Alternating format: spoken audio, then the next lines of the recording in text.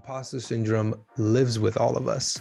However, it's how we treat it, think about it, realize it, and grow into it that defines our character and who we want to become. You're listening to the Art of Resilience Show, a podcast that inspires those seeking to uncover their own resilience. I'm your host, Hussein Al-Biati, once a refugee, now artist, author, and entrepreneur. Join me in my mobile studio as we sit down with some of the most diverse, knowledgeable, and resilient guests to discuss their state of mind.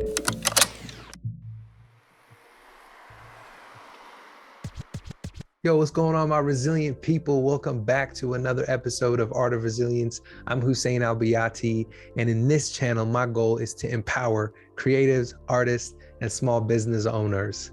In this video, I was asked to talk about imposter syndrome.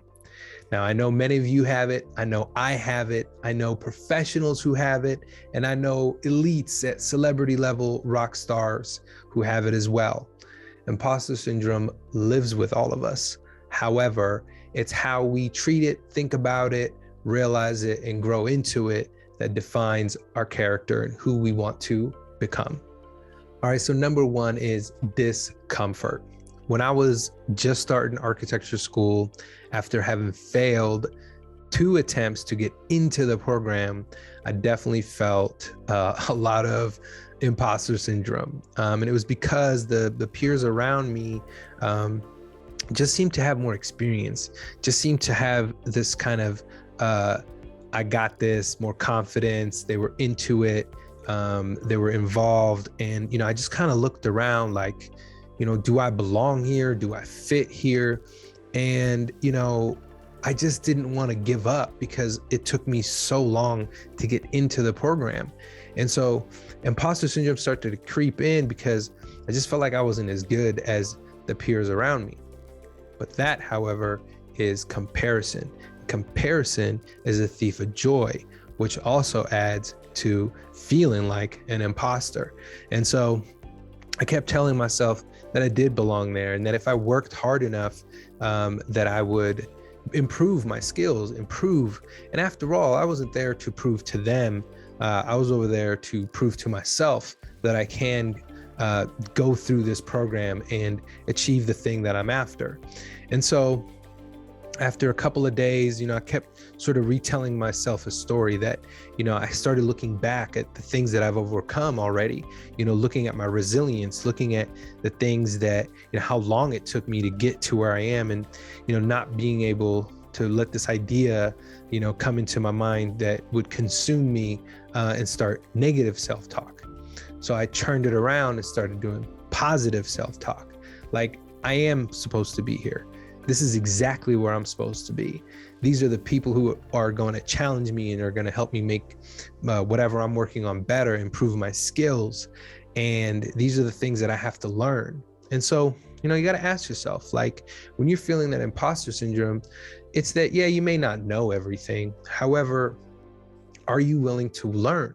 Are you willing to put in that extra effort to ensure that in a small amount of time or a long amount of time that you're able to grow your skills and talents and your behaviors so that you sort of bridge that gap. So number 2 is growth. Growth is what we feel in discomfort, right? When we're there, we are trying our hardest, trying our best to, rise to that challenge, rise to that level of skill. And that requires more of us. It requires to dig deeper. It requires some hours, in the office or in the studio or whatever it is. It requires you to read more, pay attention more, and start thinking at a new level. And so growth is at your face, and it's trying to break down old habits and help you build new habits so that you can grow into that person you want to become. Number 3 is celebrate. This is something Hannah and I were just talking about, celebrating the fact that you came to this level, that you got to this level, celebrating that you have achieved things before leading to where you're at today, that you've overcome things. And once you master them, right? So you go from discomfort to growth and then mastery, The third thing is, once you've mastered it, once you're able to teach it now, guess what? You're looking for another thing to grow into, and you're going to go on and, take on another role, or take on another job, or whatever it may be. And guess what? The imposter syndrome is going to come up again and say, hey, are you ready for, round 30 or round 35? And so at that point, you understand that there's a cycle between who you are and who you want to become. That always inches forward. And just remind yourself, the more you grow, the more you'll get more comfortable with this thing called an imposter syndrome, and trust it and say, I'm not an imposter, I'm simply a student. I am a student that's always learning and that's always growing. And once I master something, I'm looking forward to the next thing that I'm going to master, and get comfortable with being uncomfortable, right? That's where true growth lies, and that can really help you cultivate who you want to become. Okay, let's do a quick recap. So discomfort, growth, mastery, and celebrating. And so those things combined will help you understand your imposter syndrome is something of your imagination. It's something of all of our imagination.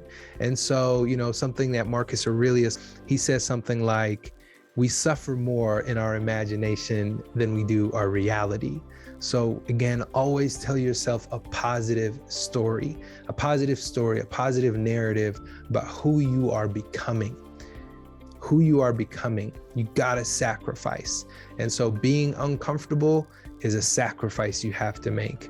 And it may sound like you're not supposed to be in this position, not supposed to take on that project, your internal voice, but speak that voice.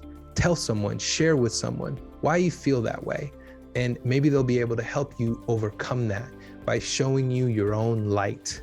If this video was helpful to you, I would love if you like, comment, or share with someone that you think could benefit from this value. I would really appreciate it.